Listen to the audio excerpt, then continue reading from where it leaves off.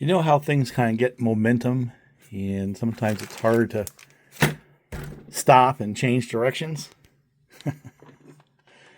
Well, we tried. I mean, we got that MTH, Pennsylvania Railroad K4, right? We did a little bit of time with that, and just before that we had gotten a Weaver, Delaware, and Hudson Alco C, I guess it was a 628, right? Well, a couple things came in the mail. One was this. Now, I had bought this to get the side rods and the shell for this 2034 that had a broken marker light, right? And it had rusty drive rods, so I wanted to change them out. I also got a little package of parts, and it may be that they can be used to do the same thing, right? Of course, you know where I'm going with this. Yeah, this one here came and it had broken rollers, and here's the roller. So that clips in there somehow. And it looks to me like the base plate itself had gotten damaged. Maybe not. And of course, a little while back, I showed this one right here. And this one, again, from that era where they actually made, I think, solid, strong toys. This one right here was when they went to things like plastic gears and stuff, and cheapened things up. Slightly different shell. You know, that shell actually looks more like one of the old 2018s than it does one of the Scouts. We can look at that a little bit later. For that matter, that's exactly what it looks like. But this was kind of like the precursor of the later Scouts. This was obviously MPC era, and it's got this kind of a derivative. It doesn't have the can motor. It was before the can motors were offered in these. It's a derivative of a pull-more, and believe it or not, I can isolate these and put a regular rectifier in there if I want. But that shell is longer, and like I said, it looks an awful lot like one of the earlier, I don't know, 2016, 2018 type things. And this was a true Scout. I'm not sure I can call these a Scout. I'm not quite sure what we're going to call it. One thing I'm going to do is run it. I want to see how it operates. So I'm going to swap things around. And basically on these is 2 screws, takes that whole piece off the pilot. And another screw, got to take these little things off here too.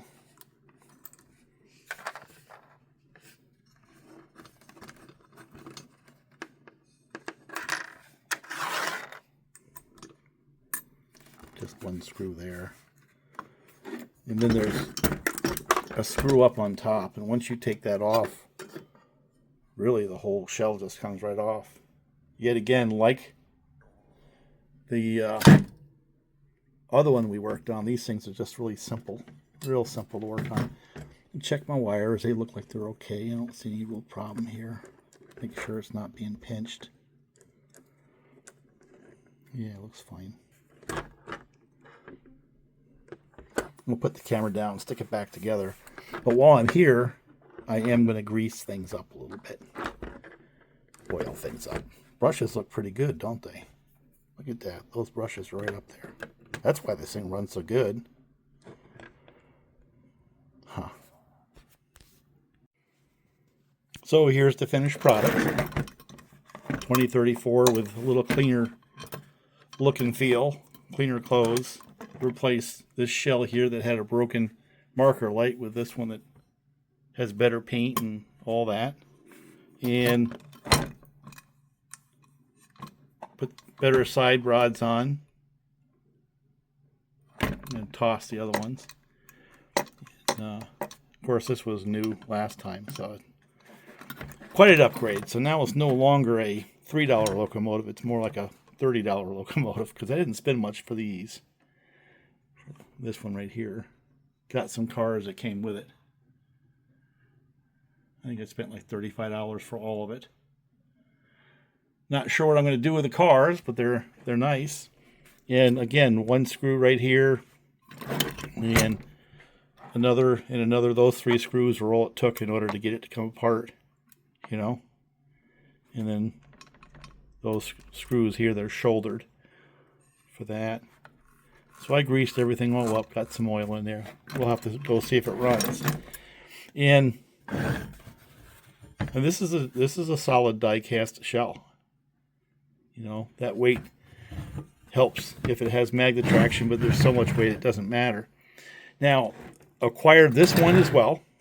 This is a 8305, and what's interesting about this one is it's kind of like that intermediate era between actual Lionel through MPC and before they started putting the can motors in these things. And the front truck is different, but the rear truck is the same. This is like the later versions, right? With the 2 axles versus this. I'm not sure I can actually retro that system over to this right here. But here's what I find interesting on this kind of intermediate between the can motors and these. Take a look at this shell. And then take a look at this one.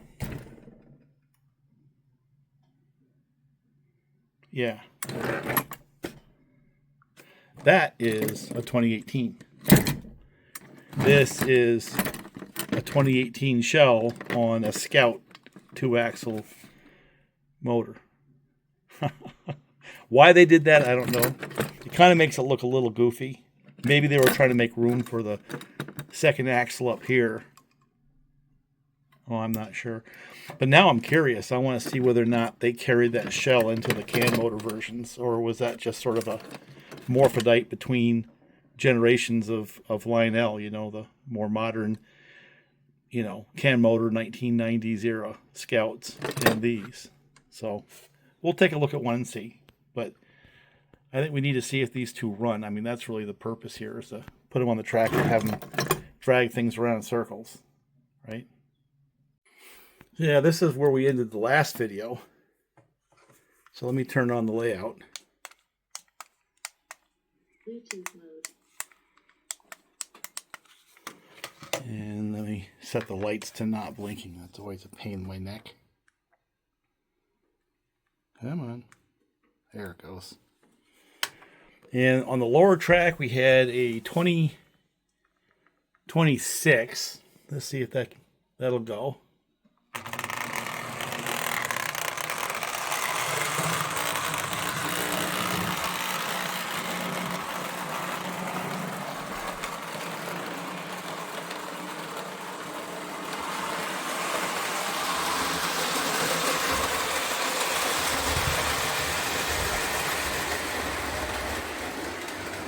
Middle track, we have a Scout.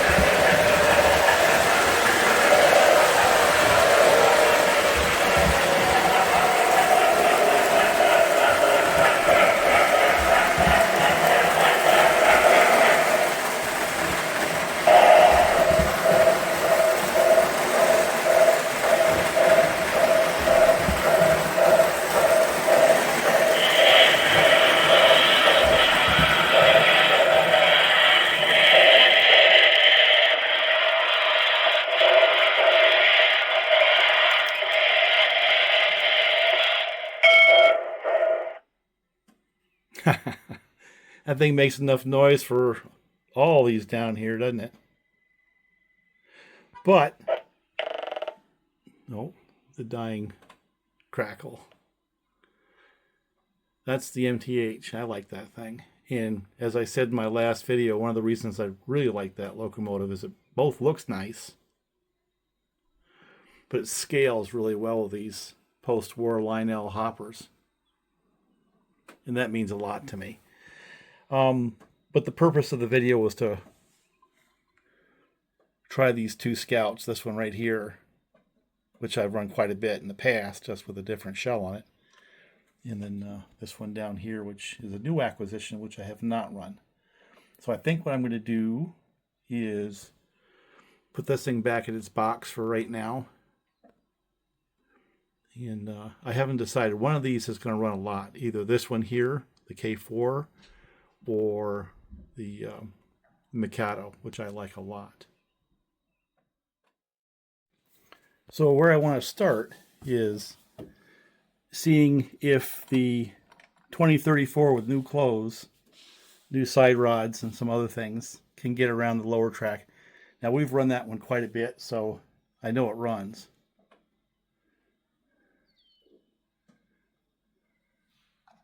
At least I thought it did. Huh. Oh, I know what I gotta do. I gotta jerk around with its E-unit again. See, every time you take one of those old ones with the old style E-units and you flip it upside down, you might actually actuate the E-unit every time you flip it one position. So in this case, it went to neutral. So 2 flips later,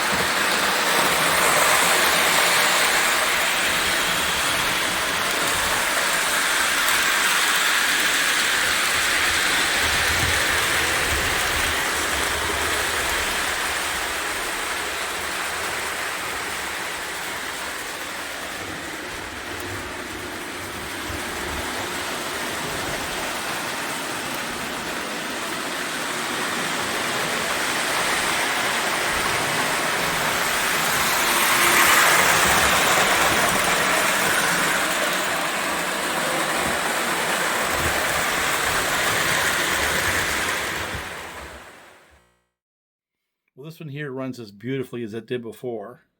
So that's a success. It's just prettier doing it now, and you can actually read its number, right? This one here goes a little while and stops, and goes a little while and stops. So I'm wondering if it has anything to do with either its E-unit or the transformer. So what I'm going to do is put it on the lower track, I think. Yeah. And see if I can't replicate it without a whole bunch of cars behind it.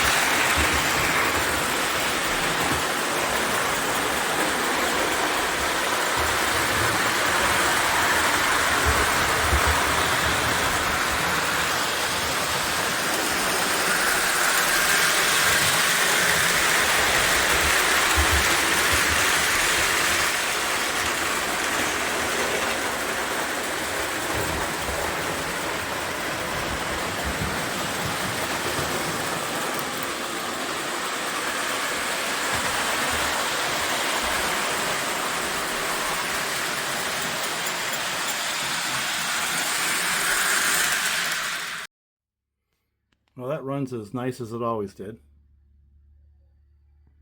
And this one here seems to be transformer dependent. It does not like to run on the MTH powered upper track for some reason. Don't know why. But it runs fine in the lower track. In fact, it runs really well down here. So it may have found a home for a while. And of course, that one does what it always does, goes around in circles. So, more Scouts. This one kind of a morphodite. I did check the shell on the later CAN motors, and they're not like that at all. So, it's kind of a one of a kind. I'm not sure they're all that popular. But there it is. Runs pretty good, actually.